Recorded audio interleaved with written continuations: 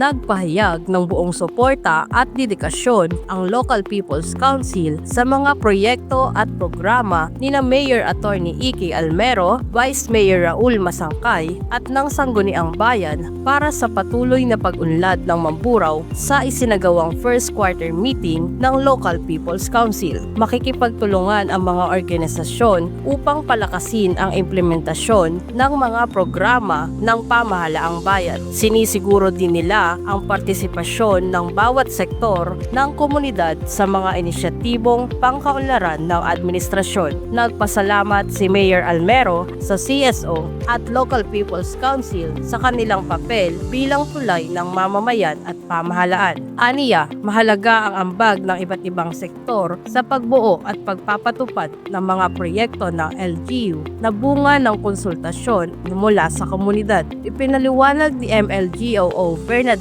Encina ang papel ng mga organisasyon sa apat na konsepto: call to action, strategic vision, policy and compliance, at empowerment. Tinalakay din sa pulong ang Constitution and Bylaws ng samahan ng mga accredited CSO, kabilang ang termino ng mga opisyal at proseso ng paghalal. Ipinresinta naman ang Regal Eagle App ng Lingkod Bayang Pangbarangay Association sa pamumuno ni Fralin Inigo. Ayon kay Joe Evangelista, maaari itong ikonekta sa PNP, BFP, MDRRMO at iba pa para sa mabilis na pagre-report at pagresponde sa mga insidente. Pinangunahan ang pulong ni Ginoong Fralin Inigo, Chairman of the Local People's Council, katuwang si Daryl Blando ng MPDO at dumalo naman ang mga kinatawan ng iba't ibang CSO sa bayan. Para sa eksklusibong balita, Cherry Cruz.